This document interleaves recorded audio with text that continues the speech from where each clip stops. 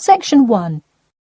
You will hear an agent calling from Farrelly Mutual about the recent homeowner's insurance inquiry. First, you have some time to look at questions 1 to 6.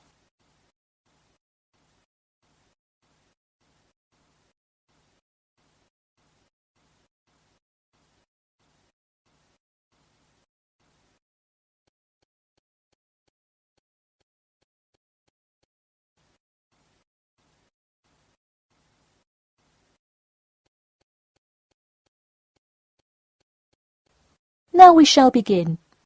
You should answer the questions as you listen, because you will not hear the recording a second time. Listen carefully and answer questions 1 to 6. Hello? Yes, I'd like to speak with Janet Evans, please. Speaking. Hi, Miss Evans. This is Jim Rodriguez, calling from Farrelly Mutual about your recent homeowner's insurance inquiry. Yes, hi. Thanks for returning my call. My pleasure. I understand you are potentially interested in insurance for a bungalow located a bit out of town. Could you give me the address? Sure, it's 49 Greenway Court. Greenway is one word. Thank you. All right, and would you prefer to be contacted via email or phone? Either one is fine. Maybe try emailing me first, and as an alternative, I can give you my phone number. Great, and what is your email address? pk2@cat.com.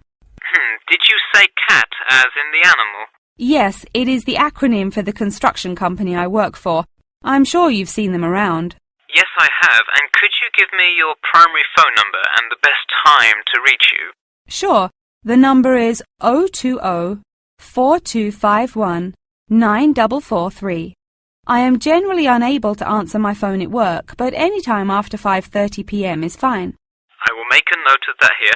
Now, I'm going to ask you a little bit about property itself, so we can make an accurate estimate of the cost of insuring your home. Could you tell me the size of your house? Well, I don't have the exact measurements, but I'm pretty sure it's right around 80 square meters.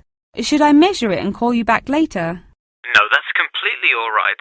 I'll write 80 square meters for now to get the estimate, and then an agent will come get the exact measurements later on if you decide to purchase our insurance. Okay, great. And what material is your house made of? For example, wood, brick, stucco? It's mainly brick. Great. That will give you a lower rate than most of the materials, since it is so strong. Wonderful. And do you have any sort of home security, Miss Evans? We don't have a fence or anything yet, but we have an alarm system that we use regularly. Good. Before you hear the rest of the conversation, you have some time to look at questions 7 to 10.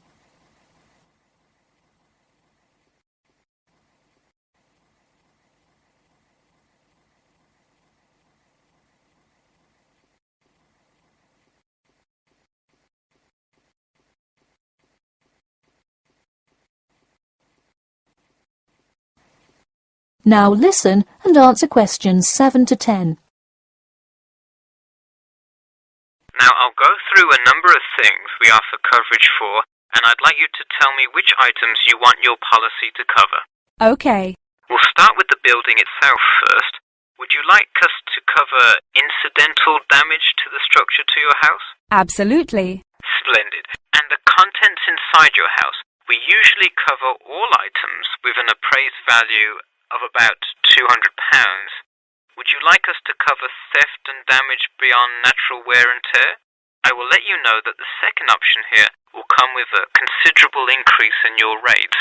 I think I'd just like the contents of the house to be covered against theft then. All right, and would you like any other insurance? Fire, flood, etc.? Yes, I definitely want flood coverage. It rains a lot here and the drainage system in the area is not the greatest. Okay, I am calculating your quotation now. It will just take a second. It looks like your annual insurance rate will be £148.30. Thanks, that seems somewhat reasonable. I would like to take some time to think about it. How long does it take to begin receiving coverage after signing up? It depends on the time of year. It can take anywhere from 2 to 6 weeks. I would say if you sign up by July the 1st, you could start your coverage by August the 1st. I see. Okay, thanks for your help. Should I call you back at this number when I have made my decision? Yes, please. And so that we can look up your account faster, I'll give you a reference number that you should provide when calling. Ready? Yep. It's TR278Q. Got it. Thanks. Thank you, and have a nice day. That is the end of section 1. You now have half a minute to check your answers. Section 2. You will hear a talk about a pool and outdoor venue created by some people. First, you have some time to look at questions 11 to 14.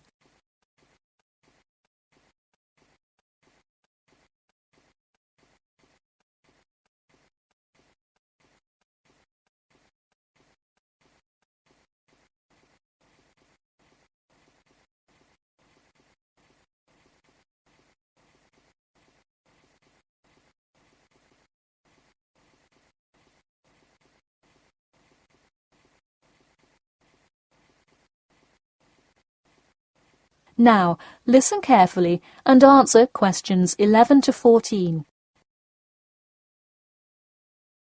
Hey, if you're just joining us on WKPX The Sound, welcome. We're here in the studio with Matt and Cam in the morning, and this morning we're talking about keeping the kids occupied on summer vacation. Folks, there's a new kid in town in the world of summer fun. Get ready for the Pool of the People, a pool and outdoor venue created by, that's right, the people. Scheduled to open in November, the ideas for everything from the design of the pool right down to the items sold in the snack bar have been decided upon by a sample of 1,050 members of the public. The public selected 2 top proposals from over a dozen created by renowned architect Ned Mosby, and the final design is truly something else. The pool is shaped like a fishbowl, sinking down into the ground. And there's, you guessed it, a real live fish tank in the center. It's certainly the center of attention in the Bridgewater area. Now, you are probably wondering how much an extravagance like this must cost, right? Well, have no fear. At just £15 for adults and £10 for kids, it's an affordable way to entertain the kids in those dog days of summer. The only problem now is the possibility that it will in fact become too popular. The pool is only so large, so swarms of people coming to enjoy it may cause quite a crowd in its first summer of opening. There will be an opening party for a select audience, and in line with the pool's mission, the people have decided on all the arrangements. They collectively decided on actress Rebel Wilson to host in the festivities scheduled for later this month, and even dictated the playlist by ranking their top 10 songs from a list of hundreds. There is some discrepancy, however, on the sculpture design for the foyer at the entrance. The people elected a jellyfish sculpture to greet entering visitors, but given last week's vicious attack by a box jellyfish on a local youth, coordinators fear it will bring too much fear to patrons. Before you hear the rest of the talk, you have some time to look at questions 15 to 20.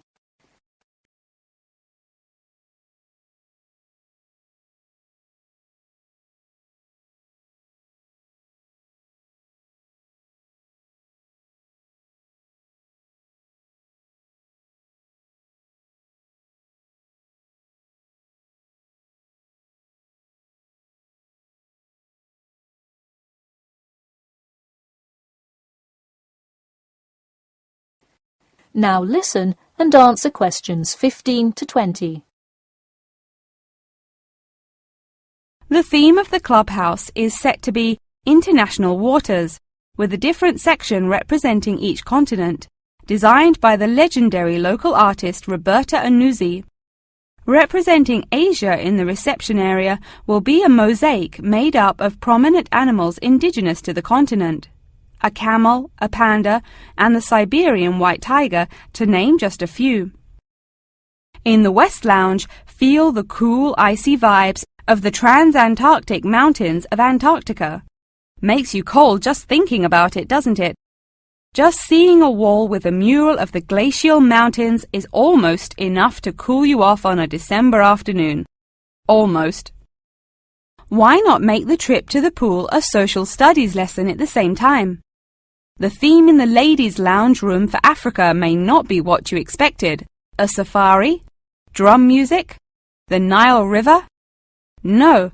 Did you know that Africa was home to the first jewelry? I sure didn't. By contrast, as you may expect, North America's theme for the card room is as modern, even futuristic as it gets. Anuzi created for North America a sort of absurdist print, interestingly juxtaposing the moon landing of 1969 with an abstract depiction of humans living on Mars. Seems to me like an interesting commentary on the future of space exploration. And in the men's lounge room, the ancient forts of Sparta, Rome, Greece, and other European civilizations fittingly exhibit the strength and combatant characteristics of these societies. Finally, the cafe and breakfast room area is an enchanting round room that draws all attention to its center, where there is a strikingly realistic sculpture of a volcano. The delicious food may actually be only the second most exciting part of this room, in comparison to the 9-foot statue, complete with brightly colored molten lava to characterize South America. Honestly, it is like a museum visiting each room of the clubhouse. Why not make the trip to the pool an educational one for the kids? We're going to take a quick commercial break here at WKPX, but we'll be back in 10 with more on what's touted to be the summer's hottest place to beat the heat. That is the end of section 2. You now have half a minute to check your answers. Section 3. You will hear two students called Jimmy and Kathy talking to their tutor about the current research paper. First, you have some time to look at questions 21 to 25.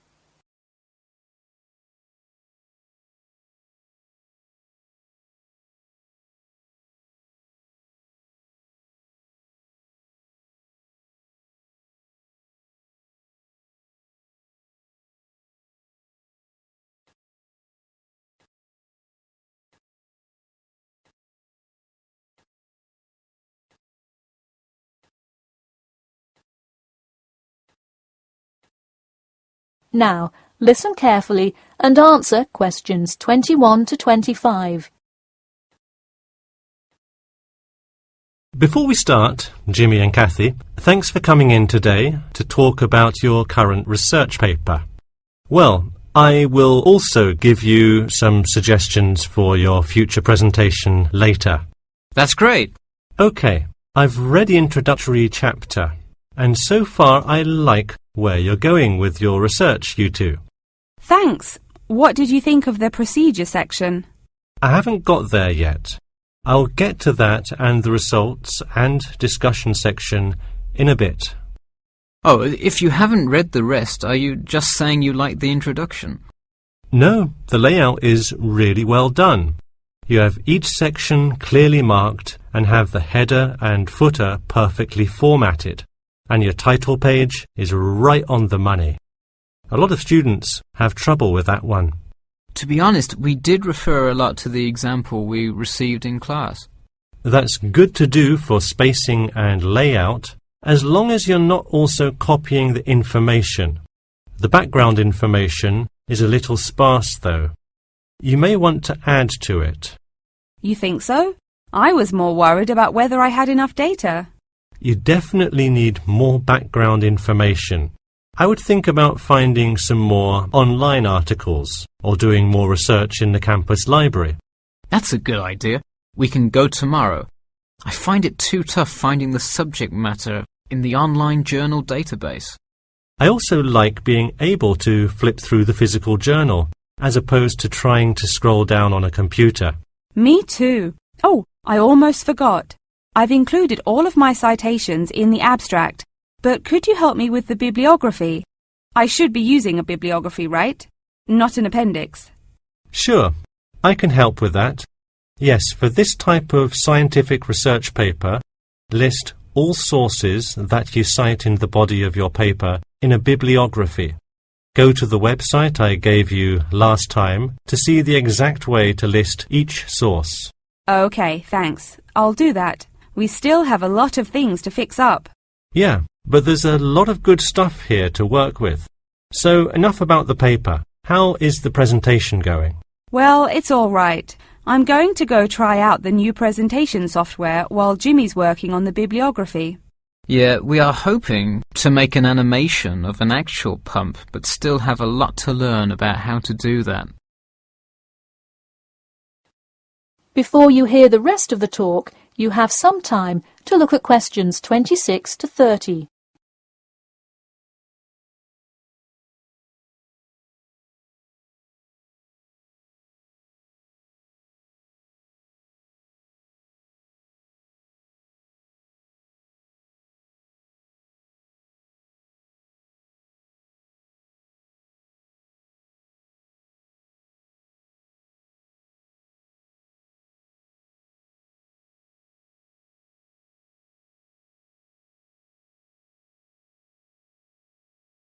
Now, listen carefully and answer questions 26 to 30. Who would have thought before we started this project that we would be able to recreate the motion of a pump? This stuff is just so interesting. So glad to hear it. Yeah, I am glad I took engineering this semester. I would definitely like to keep up with it. You know, there's an organisation called the Machine Engineer Society. You should look into joining it. You'd need to score well in your engineering class to qualify, but I think you can do it. Interesting. I will definitely check it out. I would really like to get in contact with some professionals in the engineering field to find out more. I don't really know anyone in the field now, though. I think if you keep meeting people in your classes and professors, you'll be able to get in contact with some really helpful people. Well said, Jimmy. If engineering pumps is something you both are specifically interested in, make sure you stay up to date on new developments. In fact, you could visit the local water treatment facility periodically to see what new developments are going on. That may be a good way to get some practical experience. Well, I don't think they would let you handle any equipment by just visiting the facility. If you really want to get your hands dirty, so to speak, I would recommend instead seeking a summer internship. Wow, you have so many helpful suggestions for getting a leg up. Now, if only you could tell me how to get my work published.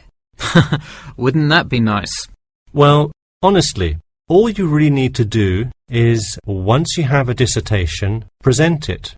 Present it often and to many audiences, and once you get feedback, adjust it. You'll get published one day. Wow, this meeting has been truly inspiring. Thanks for your help.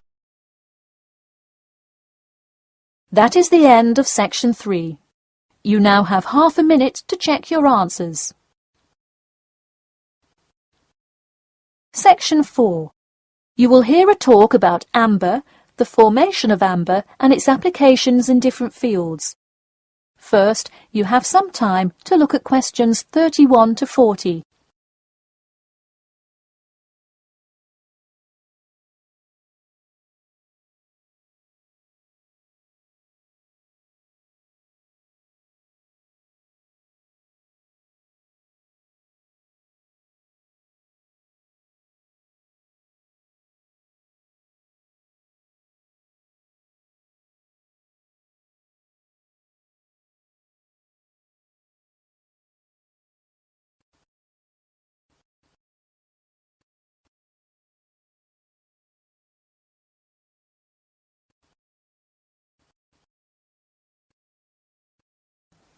Now, listen carefully and answer questions 31 to 40. Tonight I'm going to present an overview of the research on amber. Okay, I'll start by giving a brief introduction about amber, then talk about the formation of amber, and then describe amber's applications in different fields. First of all, what is amber? Amber is not a stone, but is ancient fossilized tree resin, which is the semi-solid amorphous organic substance secreted in pockets and canals through epithelial cells of the plant. And why is resin produced? Although there are contrasting views as to why resin is produced, it is a plant's protection mechanism. The resin may be produced to protect the tree from disease and injury inflicted by insects and fungi. Amber occurs in a range of different colors. Besides the usual yellow, orange and brown, other uncommon colors are also associated with it. Interestingly, blue amber, the rarest Dominican amber, is highly sought after. It's only found in Santiago, Dominican Republic. There are several theories about what causes the blue color in amber. The most common one links it to the occurrence of volcanic dust that was present when the resin was first pressed out from Hymnaea protera millions of years ago. At this point, you might be curious about how amber is formed. Molecular polymerization resulting from high pressures and temperatures produced by overlying sediment transforms the resin first into copal. Sustained heat and pressure drives off terpenes and results in the formation of amber. Copal, that I've just mentioned, is also a tree resin, but it hasn't fully fossilized to amber. More generally, the term copal describes resinous substances in an intermediate stage of polymerization and hardening between gummier resins and amber.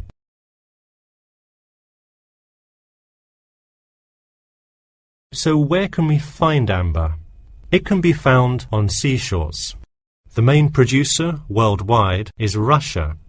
In fact, about 90% of the world's available amber is located in the Kaliningrad region of Russia, which is located on the Baltic.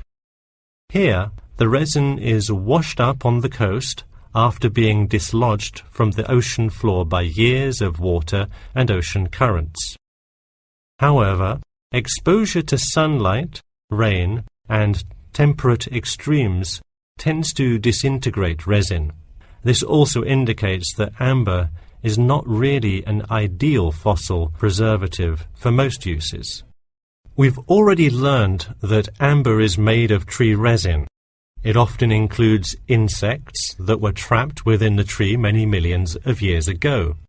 A piece with a visible and well-arranged insect is generally valued much higher than simple, solid amber. One Dominican amber source reported finding a butterfly with a 5-inch wingspread. This is both a large and unusual find, and most butterfly specimens have no more than a 2-inch wingspan. Inclusions in Dominican amber are numerous, 1 inclusion to every 100 pieces. Baltic amber contains approximately 1 inclusion to every 1,000 pieces. Now that you have a basic knowledge of amber, I'd like to talk a bit about amber's application in different fields. First, amber is appreciated for its color and beauty. Good quality amber is used to manufacture ornamental objects and jewelry. For instance, using a variety of exclusive, first-class quality natural Baltic amber with silver to make natural amber jewelry. But due to the biodegradation of amber fossils, people with amber jewelry have to take special care of it to ensure that the amber is not damaged. It was previously believed that amber worn on the neck served to protect one from diseases of the throat and preserved the sound mind. Callistrate, a famous doctor in the Roman Empire, wrote that amber powder mixed with honey cures throat, eye, and ear diseases, and if it is taken with water, eases stomachache.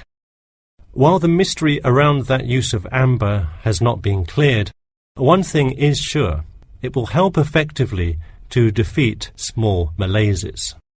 Amber has even been used as a building material. Amber created the altar in St. Brigida Church in Gdansk, Poland.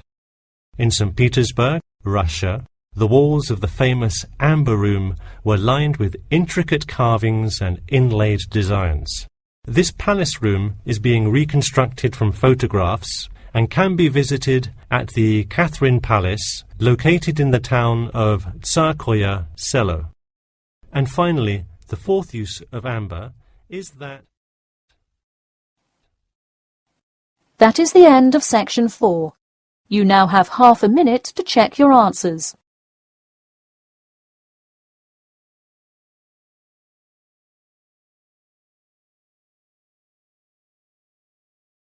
That is the end of the listening test.